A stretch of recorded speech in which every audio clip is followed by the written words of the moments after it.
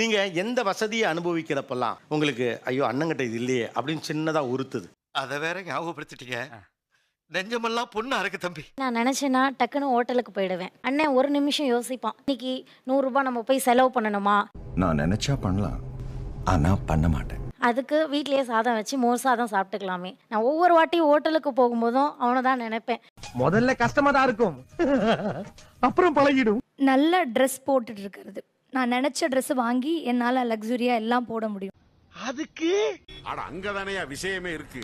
இப்ப நான் நினைக்கிற ட்ரெஸ் எல்லாமே வாங்கி போட்டுக்க முடியும். ஆனா அவங்க அது போடலையேன்ற வருத்தம் நிறையவே இருக்கு. பயப்படக்கூடாது, நான் இருக்கிறேன்.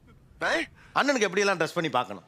ராஜா மாதிரி, உங்களை மாதிரி இந்த ட்ரெஸ் போட்டுட்டு இருந்தா ரொம்ப சந்தோஷமா இருக்கும். நான் இப்ப செய்ய போற காரியத்தை பார்த்து நீங்களே ஆடி போயிருவீங்க, அசந்து போயிருவீங்க.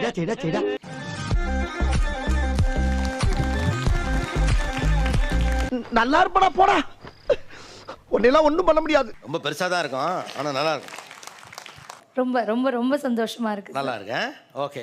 அதுக்காக நீங்க அழுவ கூடாது. இல்ல நீங்க அழுவுறீங்க. இல்ல சார், இல்ல கண்ணு கலங்குது. எப்பெல்லாம் அண்ணனை பார்த்து அண்ணே நான் நல்லா இருக்கேன் நீ நல்லா இருக்கியான்னு கேட்கணும்னு தோணும்? நான் கார்ல போயிட்டு இருப்பேன், அவன் நடந்து போவான். கிளவி சின்ன பிள்ளையிலே சொல்லியிருக்கா, ஒத்தடி பாயில வந்தாலும் பயப்படக்கூடாதா, இது ஓடுற பாம்பு மிதிக்கிற வயசு வச்சிருக்கான். ஆனா பெட்ரோல் செலவாயிடுமே, நம்ம இதுக்கு நடந்து போய்க்கலாம். அவ்வளவுக்கு கிரைண்டரா கிரைண்ட். நம்ம இப்போ தான் கொஞ்சம் டெவலப் ஆகி வந்துகிட்டு இருக்கோம். ஸோ அவங்கள நல்லபடியாக செட்டில் பண்ணிட்டோம், நம்ம டெவலப் ஆகிடுவோங்கிற ஒரு நம்பிக்கை தான். நம்பிக்கை தான் வாழ்க்கை, வாழ்க்கை தான் நம்பிக்கை. நம்பிக்கை தான் நம்பி விட்டுருந்தேன் எல்லாத்தையும். தங்கச்சி நீ காரில் போனோன்னா அடுத்த நிமிஷம் எங்கேயோ பணத்தை பெரட்டி காரை ரெடி பண்ணிட்டு அழைச்சிட்டு போயிடலாம். பட் நமக்குன்னு வரப்ப அதான் பிரச்சனையே. என்ன பிரச்சனை? அப்ப நீங்க இப்பயே ஒரு லிஸ்ட் கொடுத்துருங்க, எனக்கு இந்த செய்முறையெல்லாம் நீ செய்ய வேண்டாம், உன்னை பாத்துக்க.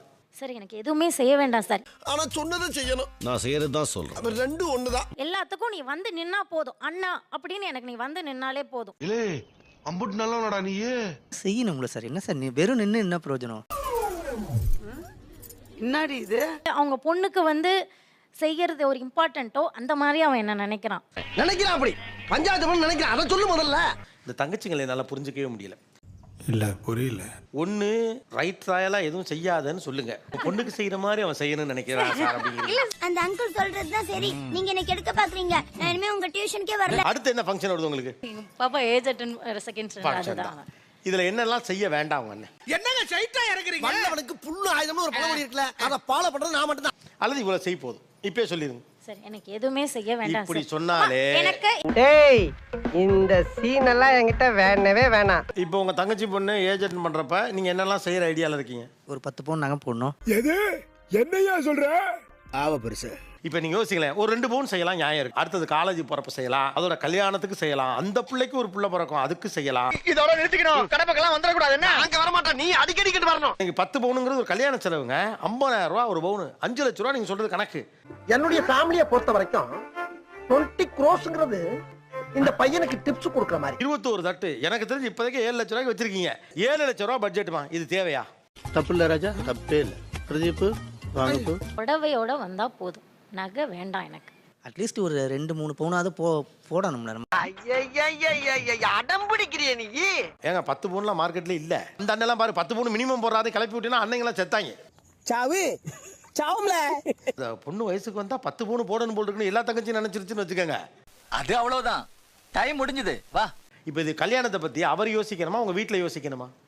வீட்ல யோசிக்கிறாங்க சார். அதாவது அதான் வந்துட்டீங்களே, வீடு கேக்குறாங்க, அதனால அதுதான் நான் மறுபடியும் சொல்றேன். வீடு இல்லாத நிறைய பேர் கல்யாணம் பண்ணிருக்காங்கம்மா. சொந்த வீடு இருக்க மட்டும் தான் நான் கல்யாணம் பண்ணிட்டு இருக்கேன். அப்படி பச்சையா சொல்ல முடியாது, ஒரு யூகமா சொல்லலாம். இப்போ என்ன சொல்றீங்கன்னா அவர் யோசிக்கலைங்கிறீங்க, அவரை யோசிக்க விடல.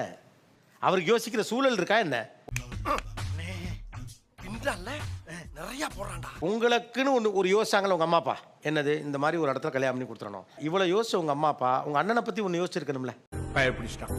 எல்லாம் டெக்னாலஜி. உங்களை செட்டில் பண்றதுலயே அவர் லைஃப் மாட்டிக்கிச்சு. சார் 31 வயசு ஆயிடுச்சு. இது ஒரு ஏஜ்லாம் இல்ல, 31 வயசுலாம் இப்ப சாதாரணமா கல்யாணம் நடக்கக்கூடிய வயசு தான். அப்படியா? ஓ, அதுவே உங்களுக்கு தெரியாதா? அவரை கல்யாணம் பண்ற சூழ்நிலையில நம்ம குடும்பம் வைக்கல, அவரை கடன் வாங்குற சூழ்நிலையில நம்ம குடும்பம் வச்சிருக்கு. ஆமா, மறந்தே போச்சுடா. இதுக்கு சொல்யூஷன் கொடுக்க வேண்டியது யாரு? நான் தான் சார். உன் தியாகத்துல தீய வைக்க சும்மா இரு. எப்படா என் பேச்ச கேட்பீங்க? நீ பேசி முடிச்சோன்னே கேப்போம். டேய் சும்மா இருடா. இப்படி பல பேரை இங்க பாத்துட்டேனா, அதுவும் இவர் தானா? இவர் தான். இவருக்கு இதான் வேலை. ஒரு இடத்துல எல்லாருக்காக யோசிக்கிற ஒருத்தனுக்காக யாருமே யோசிக்காம போயிடக்கூடாது. நோட் பண்ணுங்கப்பா பின்றாம்பா. நீயா நானால வந்தவங்களுக்கு வந்து கல்யாணமும் ஆகிருக்கல, அந்த மாதிரி ஒரு நல்ல பொண்ணு ஏமா இங்கே நீ பொண்ணு பார்க்க தான் வந்தியாமா? அது எப்படிங்க என் வாயால சொல்லுவேன்? வாயால எப்படி சொல்றதா? நிகழ்ச்சி மூலமா வந்தவங்க நிகழ்ச்சி மூலமா? ஓ நீ அப்படி வரியா? முன்னாலெல்லாம் உள்ளதான் பார்த்துக்கிட்டு இருந்தாங்க, இப்ப ஷோ வச்சு வெளியிலேயே நீங்க பாக்குறீங்க. கிடைப்பாங்க சார். நீ பல்வேறு விஷயங்களை செய்திருக்கிறது, இதுவும் நடந்தால் நல்லது தானே? என் பையனுக்கு வந்து எங்கள் வீட்டில் 2 வீலர் தான் சார் இருந்துச்சு. அவன் காலேஜ் போகும்போது பெரிய வண்டி வேணும் அப்படின்னு கேட்டேங்க சார். நம்ம ஆட்டோக்கார தம்பி எங்க இருக்கான்னு கொஞ்சம் பாருங்கம்மா. அந்த நைட்டு தாங்க சார் சொன்னேன். அடுத்த நாள் காலையிலேயே எங்கள் அண்ணன் ஓட்டிட்டு இருந்த வண்டி எங்களுக்கு ஊருக்கு அனுப்பி விட்டு சார். ஈரோடு சார். நான் யார் பத்த பிள்ளையோ நம்ம பிரச்சனையை பூரா தீர்த்து வைக்கலாம். ஏற்கனவே சொத்தெல்லாம் கொடுத்துட்டீங்க, யூஸ் பண்ணிட்டு இருந்த வண்டி தானே? ஆமா சார். அதை எதுக்கு கொடுத்து விட்டீங்க? என்ன நீங்க செய்யறதெல்லாம் சரியாயிடுமா? என் மனசுக்கு எது சரின்னு போடுதோ அது மட்டும் தான் நான் செய்யறேன். அந்த பையன் காலேஜ் பிஇ படிக்கிறான், அதனால நல்லா இருக்கட்டும்ங்கிறதுங்க கூட கொண்டு. உங்களை மாதிரி மனுஷன்லாம் இருக்கனாலதான் கொஞ்சமாச்சும் மழை பெய்யுது. எனக்கு ஒன்றும் புரியல. நீங்க நல்லா இருக்கீங்க, இருக்க சொத்து பத்தெல்லாம் உங்களுக்கு எழுதி கொடுத்து உங்களுக்கு கல்யாணம் பண்ணி வச்சுட்டாரு. இது சரிப்பட்டு வராது, இறங்கிற வண்டிதான். அண்ணன் வண்டியை தரப்ப அண்ணன் நீயே ஒரு வண்டி வச்சுட்டு ஏதோ ஓட்டிக்கிட்டு வேலை சார் பார்த்துட்டு அனுப்பி விட்டதுக்கு அப்புறம் தாங்க சார் எனக்கு தெரியும். திரும்ப அனுப்பி விட்டுருங்க. வாய்ப்பில்லை ராஜா, வாய்ப்பு. வேண்டாம் நீ வச்சுக்க பையனுக்கு கொடு. நீங்களும் சரின்னு வச்சுக்கிட்டீங்களா?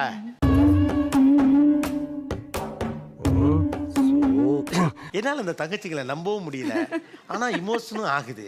என்னங்க எனக்கு ஒண்ணுமே புரியல. அதுதானப்பா எனக்கும் புரியல. பையன் மேல உள்ள பாசத்தினால ஓட்டிட்டு போறான். அவன் கெஞ்சுறாங்க சார் என்கிட்ட.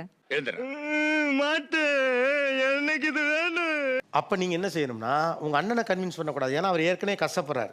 வீட்டுக்கார தானே நீங்க கன்வின்ஸ் பண்ணணும். ஐயோ பாவம், அவரே கன்ஃபியூஸ் ஆயிட்டாரு. எடுக்கையிலே புது வண்டி ஓட்ட வேண்டாம், அப்ப பழைய வண்டி நீங்களே வாங்கி கொடுங்க. ஓட்டி அது சொல்லுவாங்க, சொல்லி இருக்கோம். என் தம்பி அந்த வண்டியை வாங்கி வைத்துக்கொண்டு பின்னாலே அண்ணன் பாவம் என்று அழுவது என்ன நியாயம்? எனக்கு புரியலையே. இவனை இழுத்து சென்று அரைப்படி கட்டணம் போய் காதுக்குள் விடுங்கள். அவ்வளவு எறும்பும் மறுகாது வழியாக வர வேண்டும். பாசத்தோட கொடுக்கும்போது ஏன் சார் வேண்டான்னு சொல்லுங்க.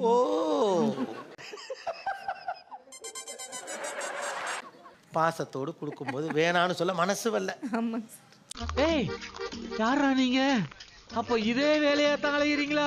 சொத்தை எழுதி கொடுத்தப்பையும் பாசத்தோட கொடுத்தாங்க, வேணான்னு சொல்ல மனசு வரல. எப்படி சார் இவ்வளவு கரெக்டா சொல்றீங்க? எப்படி? அது பார்த்தாலே தெரியுது சார். அண்ணன் கஷ்டப்படுறத பார்த்து அலறீங்க, அனுப்பி வைக்கிற வண்டியும் பத்திரமா வச்சுக்கிறீங்க. இதெல்லாம் என்ன நியாயம்? அநியாயமா இல்ல? எல்லாம் உங்களுக்கு அடுக்குமா?